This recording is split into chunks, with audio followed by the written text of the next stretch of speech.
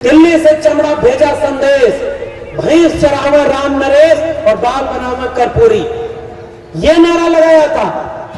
और उन लोगों को, ओबीसी लोगों को कहा जा रहा है कि तुम हिंदू हो, चलो खतरा में है, धर्म बचाने जाना है। मैं आपसे गुजारिश करके जा रहा हूं, 14 अप्रैल, 26 नवंबर, 6 दिसंबर, ये तिथियां तो हैं हमारे लिए महत्वपूर्ण। बाबा साहब की मूर्ति भी हमारे लिए महत्वपूर्ण है। जब भी सामने से गुजरेंगे, हिम्मत लेकर गुजरेंगे कि हमारे बीच का एक व्यक्ति ऐसा भी था जिसने हमारा मुस्तकबिल लिख दिया। आखिरी बैठक में कहता है कि जितने सदस्य थे वो पूरे नहीं थे, अकेले डॉक्टर अंबेडकर ने जो मेहनत की है, अगर वो न करते तो भारत का संविधान बन ही नहीं सकता। वो झूठ बोल के कामयाब है और हम सच भी नहीं बता पाते अपने लोगों को।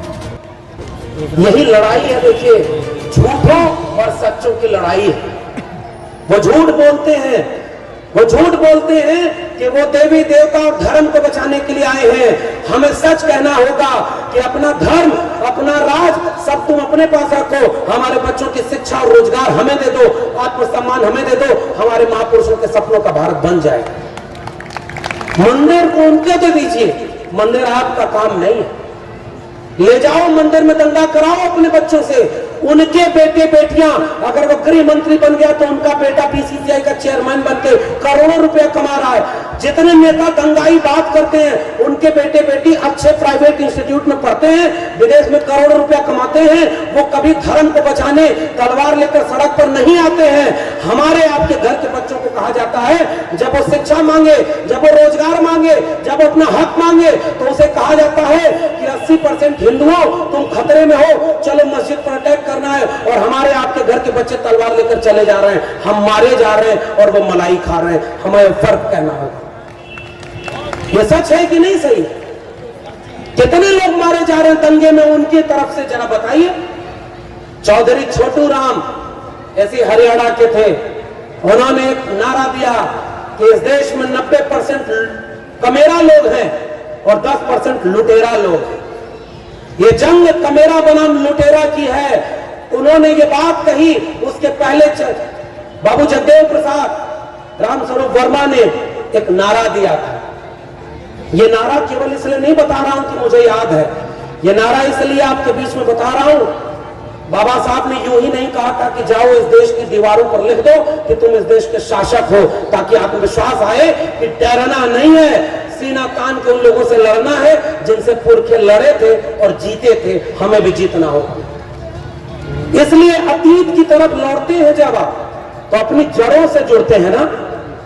हमें अपनी जड़ों से काट दिया जा रहा है, इसीलिए वो लोग भी बाबा साहब की बात कर रहे हैं और पढ़ने नहीं देना चाहते बाबा साहब को। बाबा साहब किताबों से दूर हो जाएं, सिलेबस से दूर हो जाएं, रिसर्च उन पे ना हो, उन पर कोई शोध ना हो, और बाबा साहब को केवल पूजो, ये वो भी कर रहे हैं। और आखिरी बात, वो नारा दिया था, ओबीसी समाज के लोगों से भी कहता हूं, महिलाओं और ओबीसी समाज के लोगों को, ये दो लोगों को मैं इसलिए ज्यादा खास तवज्जो देकर एड्रेस कर रहा हूं। दलितों ने इतना झेला था ना कि उनको जब अपना मसीहा नजर आया तो उसे दिल में बसा ले गए। आज मजाल नहीं है कि कोई दलितों के मसीहा और उनके हक की मारी कर दे। वो 2 अप्रैल का भारत बंद भी कर सकते हैं, वो 5 मार्च का भारत बंद भी कर सकते हैं। उन्होंने तो आपके मसीहाओं को भी अपना बनाया।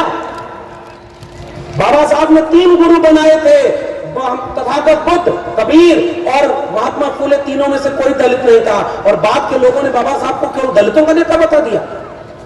यह संकट है कि नहीं? महात्मा फूले को ओबीसी समाज के लोगों को पढ़ना चाहिए, वो माली जाति से आते थे। तब छत्रपति शाहू जी महाराज ओबीसी थे, पेरियार रामास्वामी नायकर और उससे लेकर के backward classes league, federal depress classes league, Shivdayal Singh Chaurasia, और त्रिवेणी संघ बना था 1930 में बिहार में। देखिए, ओबीसी को जोड़ना है तो इन पर चोट तो करनी होगी, लेकिन कोशिश ये करें कि वो हमारी तरफ आए। कहीं उसको अगर चढ़ाने लगे तो कब हिंदू बन जाएगा और आप ही के खिलाफ हो जाएगा, पता ही नहीं चलेगा। नफरत आसान है, मोहब्बत का काम मुश्किल है।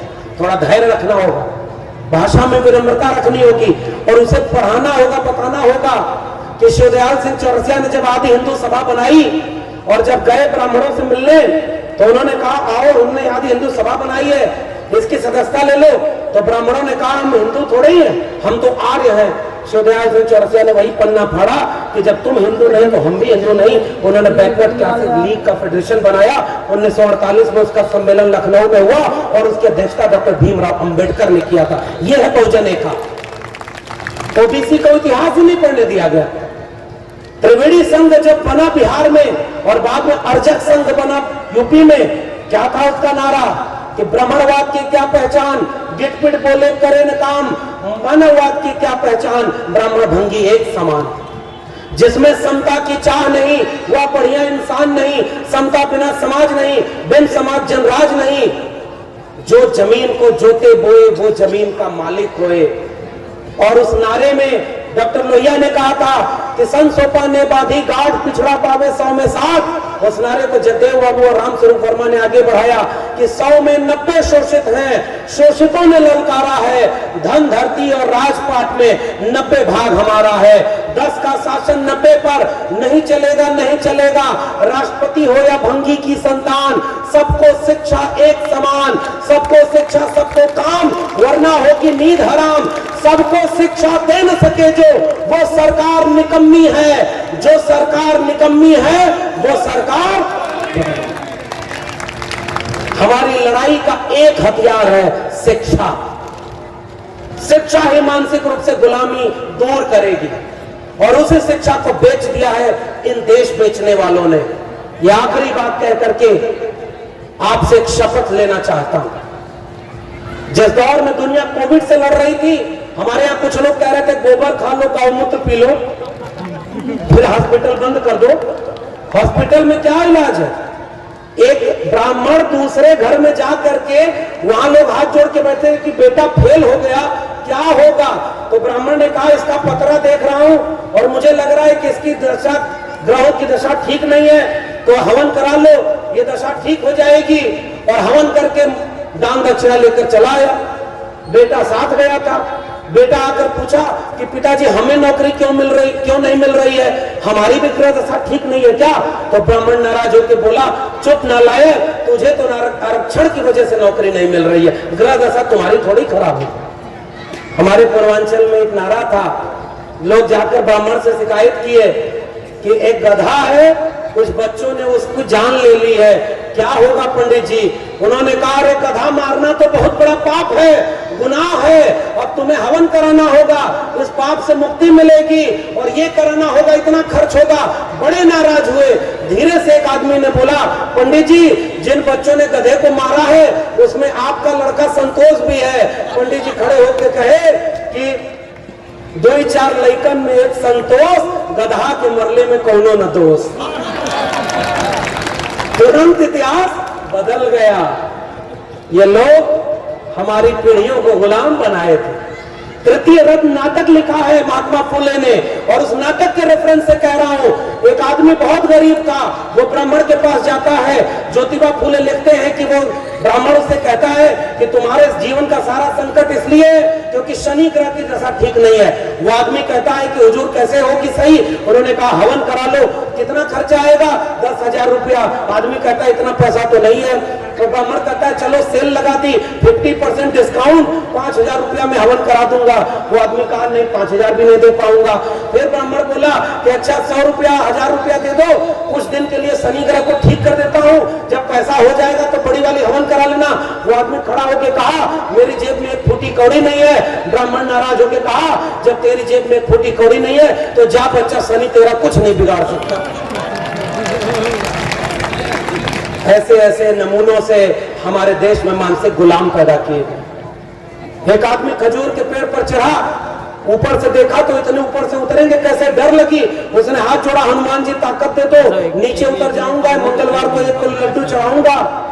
आधा दूर आया, फिर कहा कि हनुमान जी आजकल बड़ी गरीबी है, कोरोना में नौकरी चली गई है, घर में खाने को नहीं है, आधा किलो लड्डू चढ़ाऊंगा, उसमें मान जाना। थोड़ा और नीचे आया और कहा कि देखो आपके यहाँ लड्डू तो बहुत चढ़ता होगा, मैं 250 ग्राम चढ़ाऊंगा, उतने में ही खुश हो जाना। करते करते वो जब जमीन पर उतरा तो कान पकड़कर उठक बैठक किया कि हनुमान जी आज से न पेड़ पर चढ़ूंगा न आपको लड्डू खिलाऊंगा।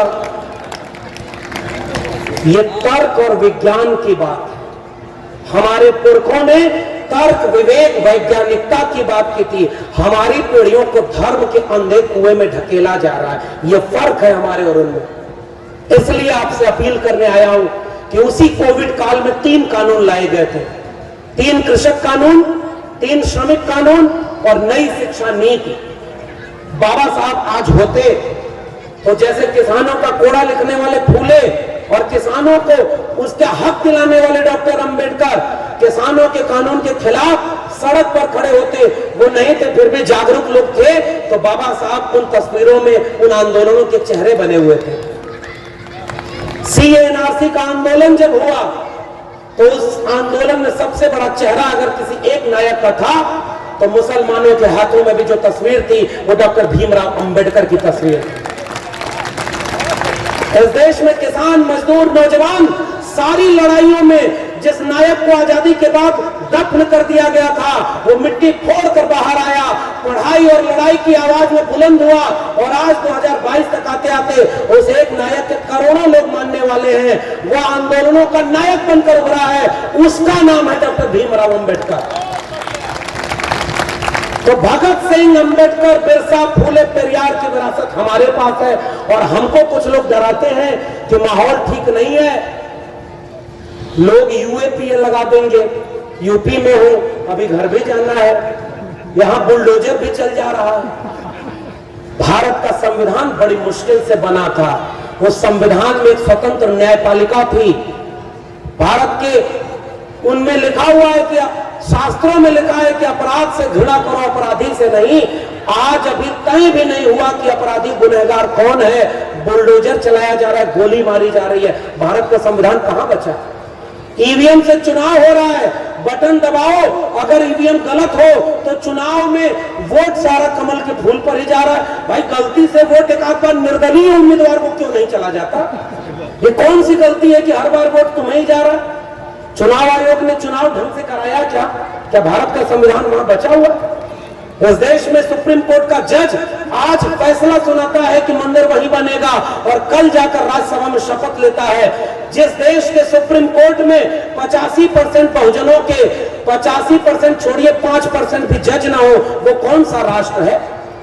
हमारे प्रोफेसर नहीं, हमारे डॉक्टर नहीं, हमारे इंजीनियर नहीं, हमारे वकील नहीं, 85% इस मुल्क की जमीनों पर हमारा कब्जा नहीं, 85% इस मुल्क की संपत्ति हमारे पास नहीं। और अचानक जब आप ये सवाल पूछेंगे तो कोई आता और कहता है कि हिंदू धर्म खतरे में बचाने जाना है। ये सांप्रदायिकता की आग आपको भटकाने की आग, इसलिए संविधान खतरे में है। इस समय जब चुनाव आयोग पर भरोसा नहीं, न्यायपालिका में हमारे लोग नहीं, मीडिया हमारे खिलाफ दिन रात खड़ा होता है। एक सवाल पूछता हूं, 14 अप्रैल को पूरे भारत में जो जश्न मनाया गया वो किसी होली, दिवाली, ईद से कम नहीं था। फिर भी इस देश की मीडिया ने क्यों नहीं दिखाया कि एक बड़े नायक का जन्मदिन लाखों करोड़ों लोगों ने इस देश में मनाया है? क्यों नहीं दिखाया उस मीडिया ने? यह सवाल हमारा है। और इसलिए मैं जाते जाते केवल अपील करने आया हूं साथियों, हमारे भाषणों की कोई अहमियत नहीं। हम 4 शब्द इधर उधर करके बोले, आप हमें सम्मानित करते हैं, अच्छा लगता है, लेकिन असली सम्मान हमारा और हमसे बढ़कर सम्मान हमारे महापुरुषों का तब होगा जब हम वो लड़ाई लड़ेंगे जो लड़ाई उन्होंने लड़ करके हमें ये जमीन सौंपी थी। बाबा साहब ने कहा था कि बड़ी मुश्किल से एक कारवां यहां तक लाया हूं, इसे पीछे मत जाने दे, आगे ले जाना, और अगर आगे न ले जाओ तो वहीं छोड़ देना। ईमानदारी से पूछ कर रहा हूं, बताइए क्या हमारी आंखों के सामने बाबा साहब का बिरसे फूले का कारवां पीछे नहीं जा रहा है? कबूल करिए कि पीछे जा रहा है। आपका आरक्षण खत्म कर दिया, सरकारी नौकरियां बेच दी, प्राइवेटाइजेशन कर दिया। नारा उसने लगाया था, सौगंध मुझे इस मिट्टी की मैं देश नहीं बिकने दूंगा, और आया तो रेल बेच दिया, सेल बेच दिया, और नवरत्न कंपनियां बेच दी, बैंक बेच दिया, और सब कुछ बेचने के बाद उसने आपके बच्चों की शिक्षा भी बेच दी। उसे चाय बेचते हुए किसी ने नहीं देखा, मगर उसने आपकी खुली आंखों के सामने उस स्टेशन, उस ट्रेन सबको बेच दिया जिसमें पता नहीं वो कब चाय बेचती। नाम मैंने किसी का नहीं लिया, इशारे में कह रहा हूं, आपको बहुत दिक्कत ना हो इसलिए कर रहा हूं। वो लोग सारा कुछ बेच रहे हैं जो हमारे पुरखों ने बनाया था, और हमारे पुरखों ने इस मुल्क को बनाया। इस देश के नाई, कुम्हार, लोहार, बढ़ई, मोची, मल्लाह, निषाद, आदिवासी, दलित, पिछड़े, इन्होंने मिलकर के, उनके हाथों ने श्रम करके 90% लोगों ने इस दुनिया को रहने लायक बनाया, और हमारे बच्चों से 90% हमारी धन, हमारी धरती, हमारा राजपथ छीन लिया, और आज हम गुलाम बने बैठे, और हमारी बनाई हुई संपत्ति को बेच रहा है वो बैठकर। वो नालायक बेटा कहा जाता है जो बाप की संपत्ति को बेचता है। हमारे पुरखों की संपत्ति है और हम बेचने दे रहे हैं। एक बात याद रखिए, दोष उसका भी नहीं है, उसने भी कह दिया है हमारा क्या है, हम तो फकीर आदमी हैं जी, झोला उठाकर चल देंगे किसी लोग, आप कहां जाएंगे। मैं आपसे सवाल पूछने आया, क्या आप अपने बच्चों को जवाब दे पाएंगे कि जब उनकी शिक्षा बेची जा रही थी तो आप क्या कर रहे थे? इस देश को अंबानी और अडानी के हाथों बेचा जा रहा था, तब आप क्या कर रहे थे? रेलवे, जहां बहुजनों की सबसे ज्यादा नौकरी थी, पूरा का पूरा रेलवे बेचा जा रहा है, हम क्या कर रहे हैं? इस देश में भारत का संविधान खत्म किया है, कर दिया गया है, हम आप कहां खड़े हैं? ये सवाल है मेरा, आने वाली पीढ़ियां आपसे पूछेंगी, जब ये सब हो रहा था तुम अपने वक्त का सही सवाल पूछ रहे थे कि नहीं पूछ रहे थे?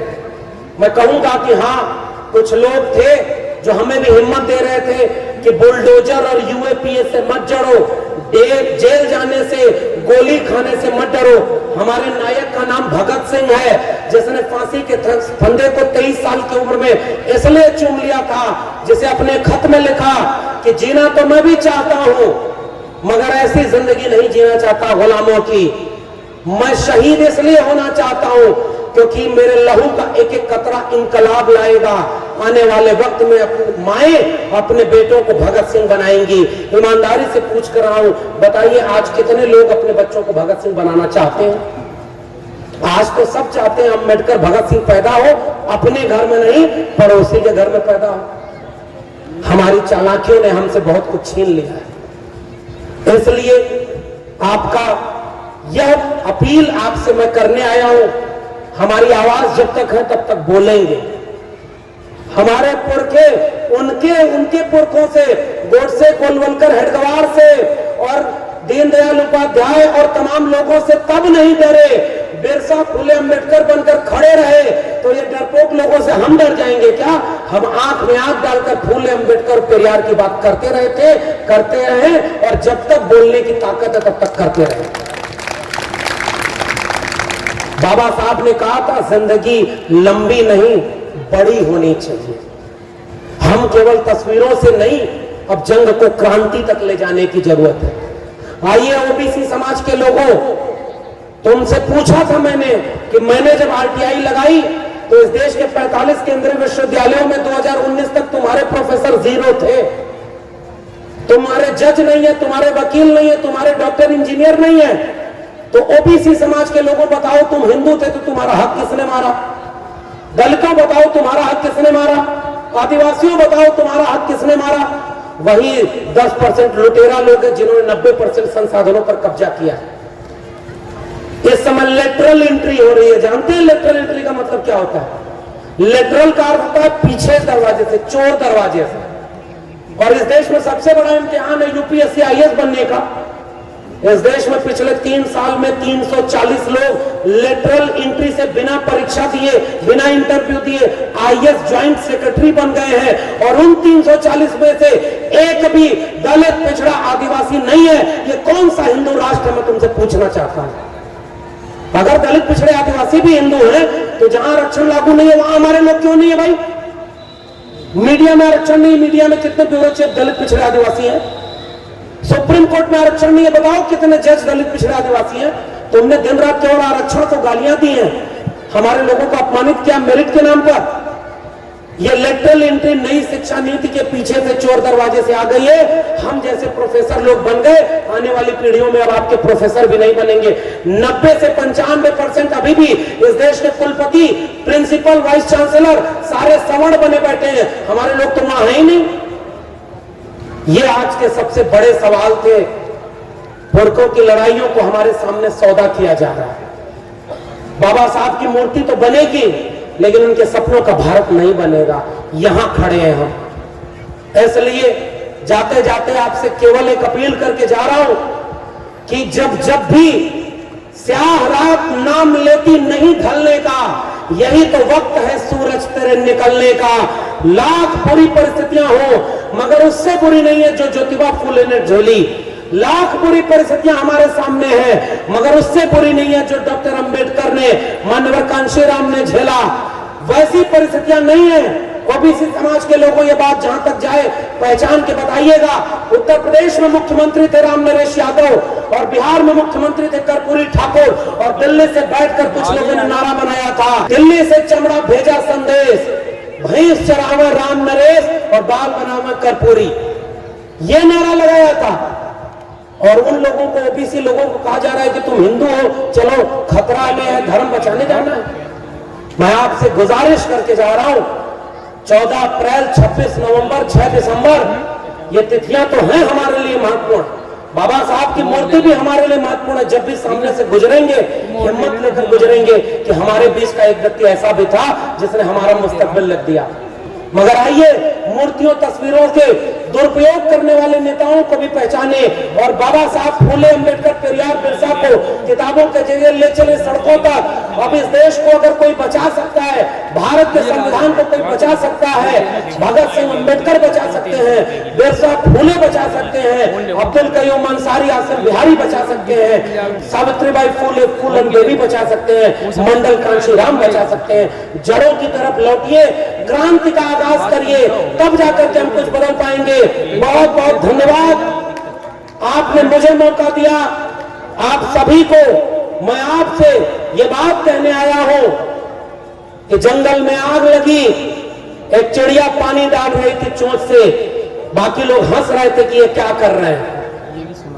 उन्होंने कहा कि तुम्हारे एक बूंद पानी से ये जंगल की आग नहीं बुझेगी। उस चिड़िया का जवाब था कि मैं जानती हूं कि मेरे एक बूंद पानी से ये आग नहीं बुझेगी। मगर जब इस जंगल का इतिहास लिखा जाएगा कि जिस समय भारत को बेचा जा रहा था, आरक्षण खत्म किया जा रहा था, शिक्षा बर्बाद की जा रही थी, आपके मुल्क को दंगाई बनाया जा रहा था, उस समय मेरा नाम आग लगाने वालों में नहीं, आग बुझाने वालों में शामिल होगा। जय भीम, जय मंडल, संविधान जिंदाबाद, उल गुलाम जिंदाबाद, इंकलाब जिंदाबाद। सब्सक्राइब करें आपके अपने चैनल समता आवाज़ टीवी को, बेल आइकन दबाना ना भूलें सबसे पहले हमारी वीडियो देखने के लिए।